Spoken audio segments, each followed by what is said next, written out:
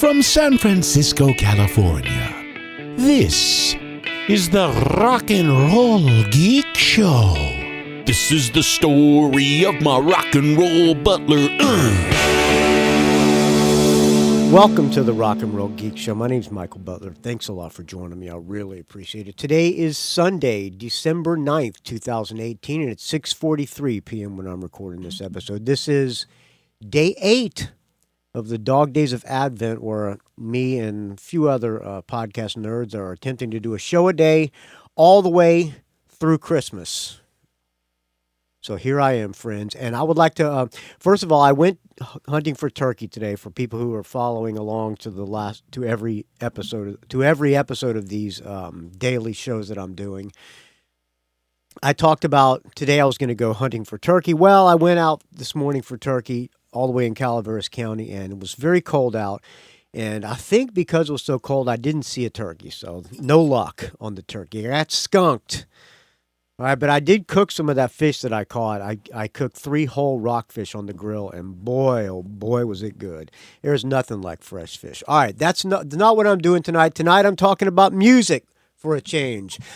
Pete Weinzetti on the Rock and Roll Geek Show Facebook group posted a link to this from musicradar.com, the 10 best bass players in the world right now.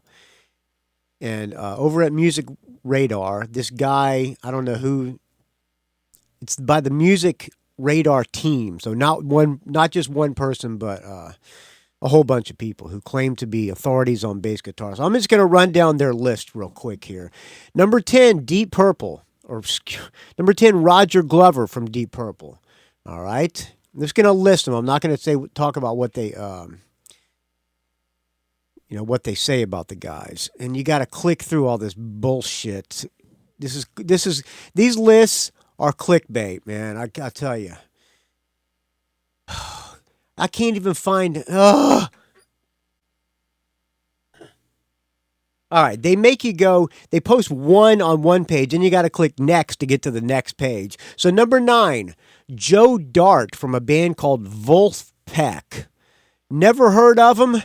Do not care.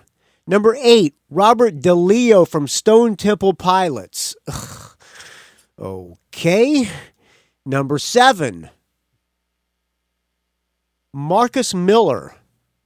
I guess he's a jazz guy. He was in the Top Bass Tones episode that I did. He played with Herbie Hancock, Miles Davis, big Dizzy Gillespie, big jazz guy. Okay, I don't know enough about the guy. Michael League from Snarky Puppy. Okay. Number 5, David Ellefson from Megadeth. All right. Number 4, Les Claypool from Primus. All right, great bass player. Number 3, Stanley Clark, great bass player, jazz guy. Number 2, Robert Trujillo from Metallica, and formerly of, skate punk band, Suicidal Tendencies. God.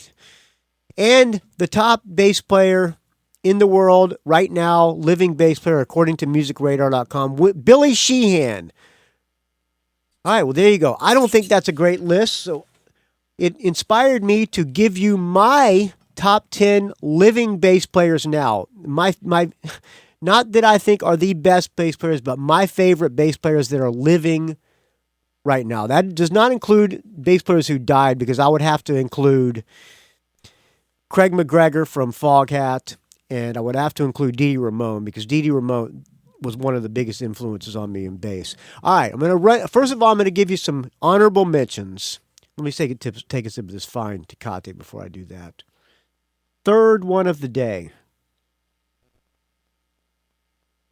Oh, man, that is good. That is probably the best one I've had yet. All right, what am I doing here? Oh, yeah. My favorite bass players. Here's the first honorable mentions that are living bass players to this day. Bill Church from Montrose. I'm assuming Bill Church is still alive. His son plays in, I think it was his birthday yesterday, as a matter of fact. Bill Church from Montrose, honorable mention. Also played with Sammy Hagar and is doing solo. Pete Agnew from Nazareth. great underrated bass player. Dusty Hill from ZZ Top, way, way underrated bass player. Bill Wyman from the Stones, one of the bass players ever. John McVie from Fleetwood Mac, way underrated bass player. Paul McCartney, fantastic bass player. All right, those are the honorable mentions, all right? So when you get on the Rock and Roll Geek Facebook group and tell me I'm an asshole for not mentioning Paul McCartney or John McVie or Bill Wyman, I gave them honorable mentions, friends. All right, here's my top 10 from number 10 down all the way up to number 1. Of my favorite bass players, not necessarily the best bass players in the world, but my favorite bass players, okay? Number 10, Cliff Williams from AC/DC. People think it's easy to play AC/DC songs. You can tell a bad AC/DC cover band by 1, their drummer, and 2, their bass player, their rhythm section. The rhythm section of AC/DC is probably second to none. Even though Cliff Williams plays single notes, the groove he does with his right hand is spot on, and for that, I give him the number 10 spot. Way underrated bass player. Even though he plays one note, that one note is solid as hell. Number 9, another bass player who only plays like one note parts, Ian Hill from Judas Priest. He is never in anybody's list of top bass players, but watch him play with Judas Priest on stage. He stands in the back, feet glued to the floor, swinging the bass up and down, solid as hell. Way underrated with his solidness and keeping the bottom down. All right, number 8. A guy who will never be on anybody's top bass player list, but this guy had a major, major influence on me growing up. I was listening. There was this radio station in in Jacksonville, Florida, where I grew up, called Rock 105. Was it Rock 105? I think they were 105. I think it was Rock 105 or something like that. Or could it be 97 Rock? One of the FM stations. Whatever the rock station was when I was growing up in the 70s, played all cool bands. They played some shit too, but they played some cool bands. And when I remember driving to that station was probably the first station in the United States to play AC/DC. Probably the only station in the United States to play Skyhooks, this band from Australia called Skyhooks. They were way behind a lot of Australian bands. And look in Schall's biography, the singer for Skyhooks. I'm in the biography. They talk about a radio station in Jacksonville, Florida, being the only one that would play Skyhooks. And I mentioned, and I'm in the book talking about that when I interviewed the bass player, John McCain. Is that how you pronounce his name? I'm not sure. But anyway, besides those bands, they also played this band that I had never heard of. I remember I was driving to work at the hospital, and there was a female DJ, and she said, "Here's 999," and she played this song. I'm going to play a little bit of this tune for you. Listen to the bass. This guy had a major influence on me. Listening to this, I ran off and looked for 999 albums, and I could only find them on the import racks. Listen to the bass.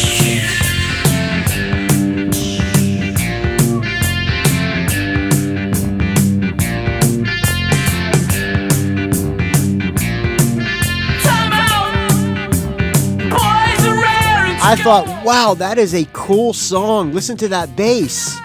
And I went out searching for 999 albums. Looked and looked and looked. I found the first album just called 999.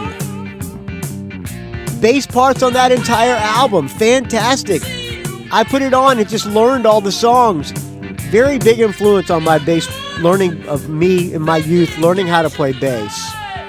And then I finally found this album, which was called High Energy, playing in the United States. And then I found it again on an album called Separates, which is apparently what High Energy planned was a U.S. release of Separates.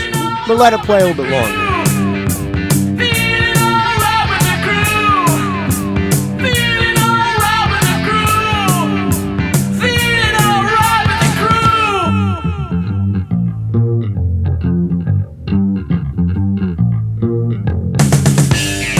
Cool tone for a punk rock band. Look at that lines. Bass lines all through it.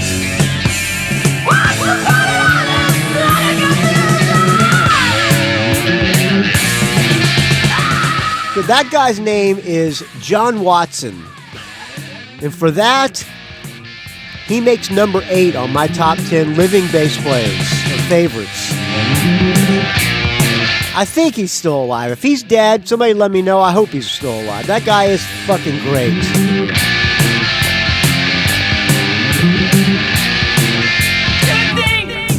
All right, 999. Go search him out, friends. You won't regret it. Okay, I was going to say I was not going to include it on the bonus episode of the bonus content. I will include, I don't have a lot of 999 as MP3s on my computer. I have a lot. I have all their records on vinyl, or at least all their early records. If you have the Rock and Roll Geek iPhone app or Android app, do not look at the bonus content because I will not post every 999 song that I have on there. Because that would just be wrong, friends. And if I don't post it on there in a couple of days, send me an email, rockandrollgeek@gmail.com, and let me know that I was an asshole for not updating the bonus content. All right, friends? I'll get around to it if I don't do it tonight. All right. Number 7 on my top 10 living bass players. Tommy Stinson from The Replacements. The Replacements, when I was in a band called Stevie Soletto and the Switchblades, which we later just became Stevie Soletto, we were huge.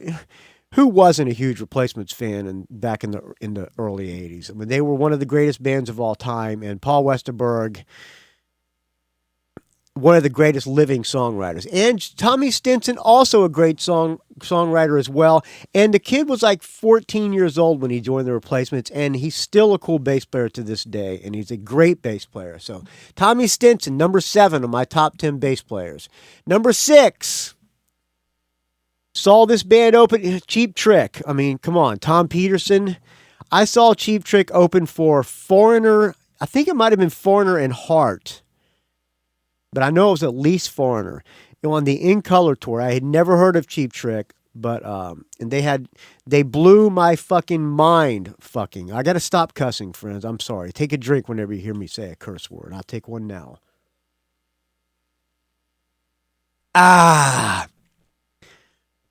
Tom Peterson was not playing a 12-string bass back then.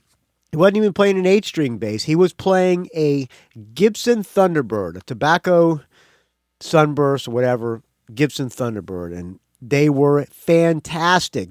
I walked out of that place the next morning, I went to school and told all my friends about this greatest band I've ever seen called Cheap Trick. And after I got off work, after I came home from school, I went to the record store and bought In Color, and then I bought the first album, and now they are my favorite band of all time. Tom Peterson, number 6.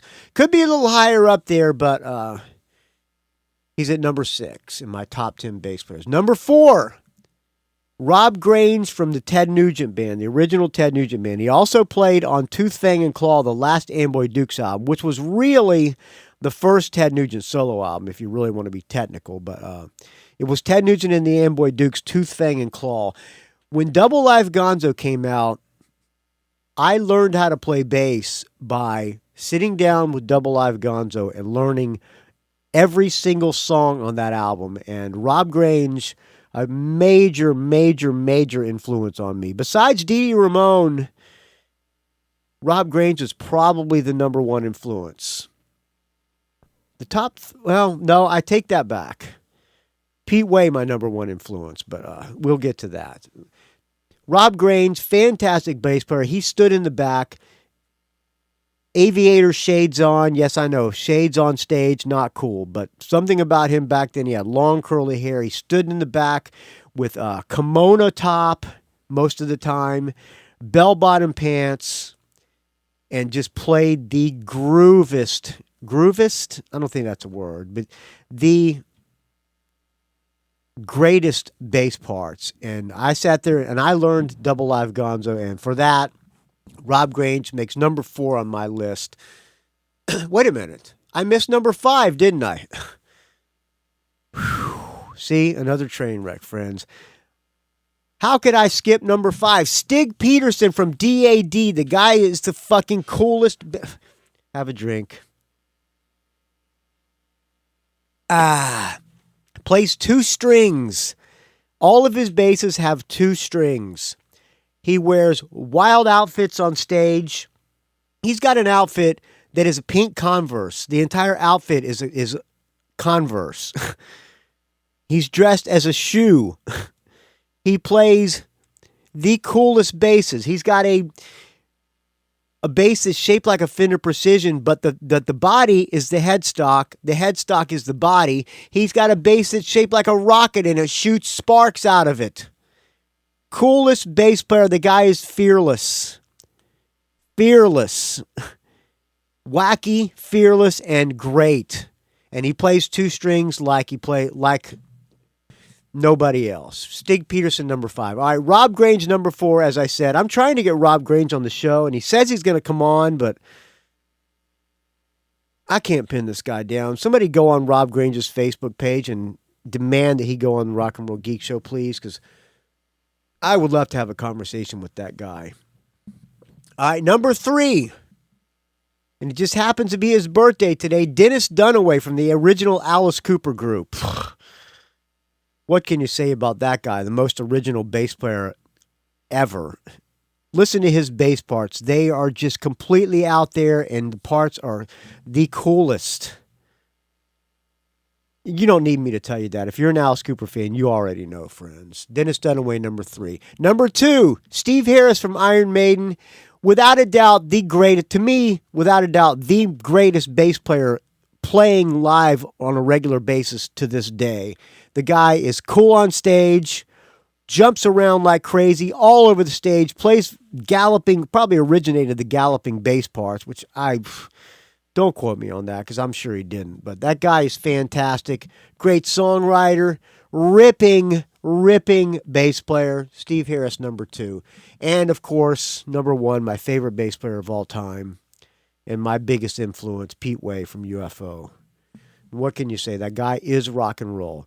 Basic playing, way underrated, though. The guy's solid as hell. Sometimes he plays with his fingers. Sometimes he played with a pick.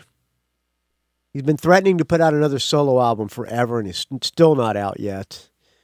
His first solo album, Amphetamine, is fantastic. It's one of my favorite albums. And the bass playing and songwriting in UFO, I don't need to tell you that either. So there you go, friends. My top 10 living bass players with some honorable mentions. All right, let's close out with a tune now. I got a piece of mail yesterday, or actually a few days ago, but I was waiting to open it, and I just opened it. This is from JB from Dallas. Somebody already sent me the MP3s to this, Steve Crocker.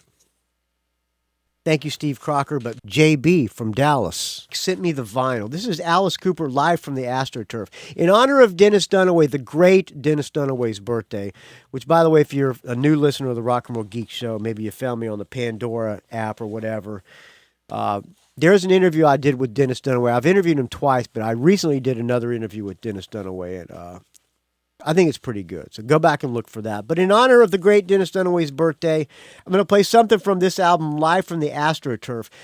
They reunited at a record store. Dennis Dunaway was doing a book signing for his book, Snakes, Snakes, Guillotines, Electric Chairs, My Adventures in the Alice Cooper Group.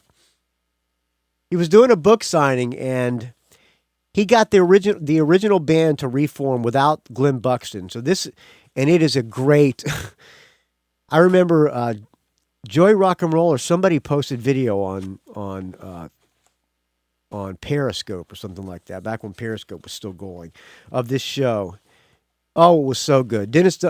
Glenn Buxton, of course, no longer with us, but Ryan Roxie played Glenn Buxton's parts, and Ryan Roxie, a huge Alice Cooper fan, and is the logical choice to play his parts because the guy's a true Alice Cooper fan. Probably the most true Alice Cooper fan in Alice Cooper's band now. Chuck Garrick does a pretty good job of playing Dennis Dunaway's parts. So I'm going to describe this album for you. It is shrink wrapped. It's got On the outside of it, it's got a pink thing with some notes on it. It says, by overwhelming popular demand and in celebration of the band's 50th anniversary, the Alice Cooper Group's historic reunion at Good Records now sees the light of day. It was at Good Records on in Dallas, Texas, or somewhere outside of Dallas. The full-length performance is the band's longest set since April 6, 1974. Collect all randomly inserted color variant LPs. There's 12 different colors. Which one do I have? Mine's pink. The packaging on this thing is amazing, friends. Amazing.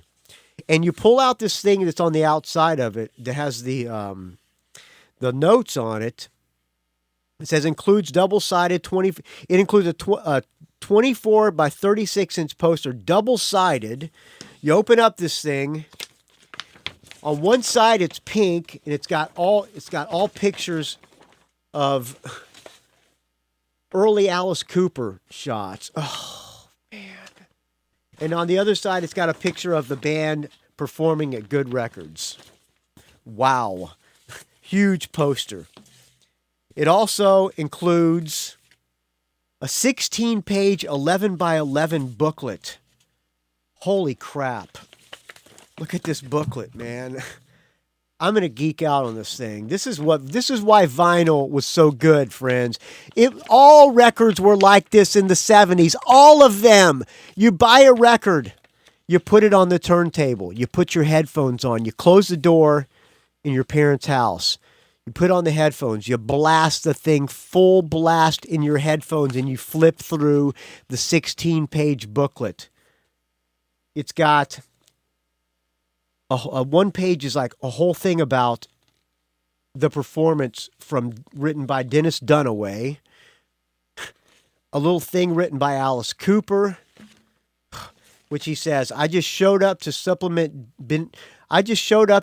Dennis's book. Anytime there's a stage and the original guy's set up, I'm in. Got a good tribute to Glenn Buxton, who looked cool as hell. 16 pages, friends. Oh my gosh. It's got a picture of the band with Chuck Garrett getting up and playing harmonica. Jeez. Wow, and lots more liner notes as well. Holy crap. And then on that thing that's on the outside of the record that has notes about what's included in this package, you open it up and it's got playing cards for each of the guys. One for Michael Bruce, one for Dennis Dunaway, one for Neil Smith, one for Glenn Buxton, one for Alice Cooper, and one of the whole entire band. Live from the AstroTurf, Alice Cooper, it says. Holy crap, what packaging. Thank you so much for this, friend. Thank you. And where the vinyl is inside of more photos from the show.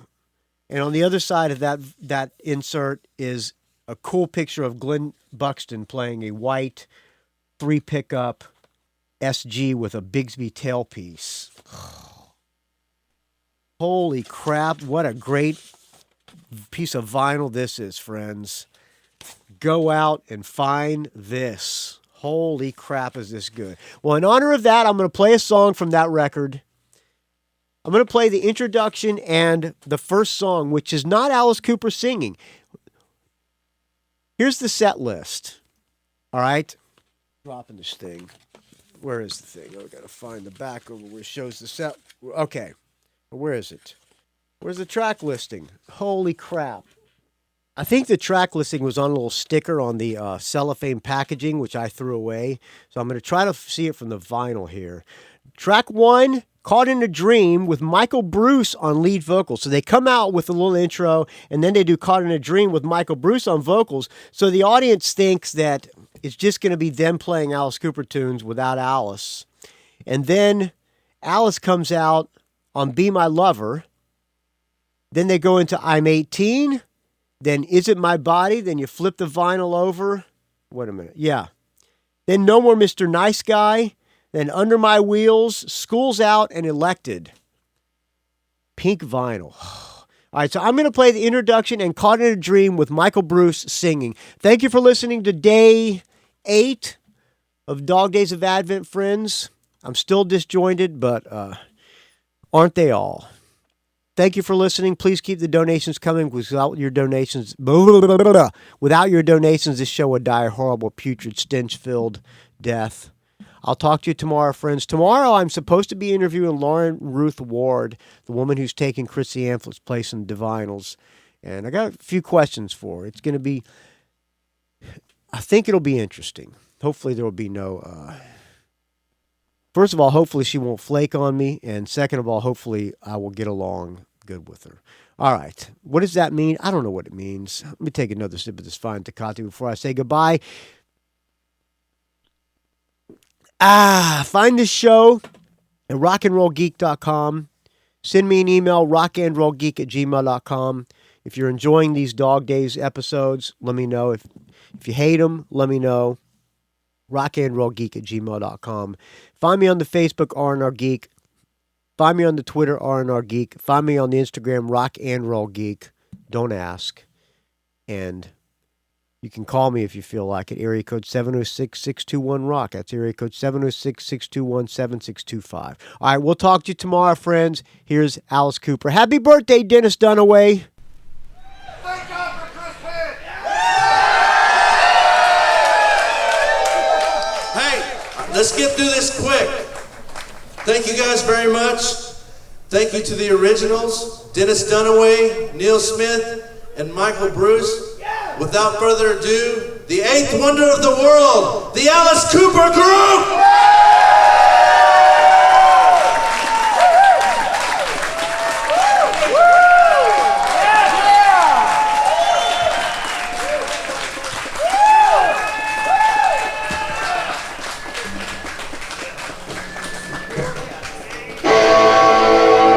How's everybody tonight?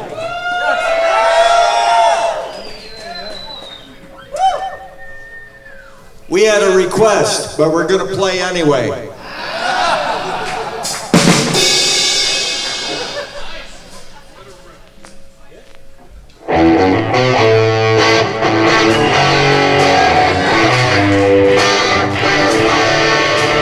I'm running through this world with a gun in my back, trying to catch you riding a Cadillac.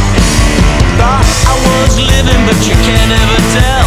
Just trying to get a whiff of that success smell.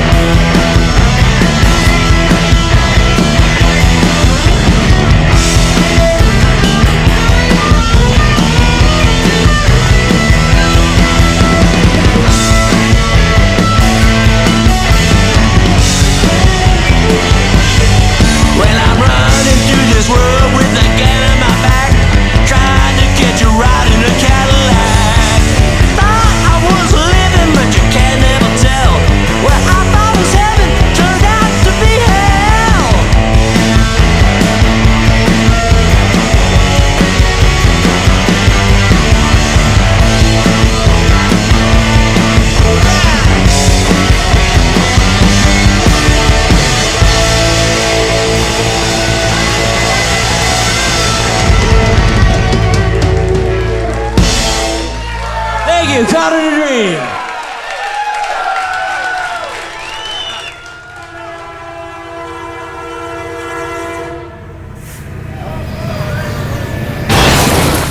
It's a rock and roll geek train wreck.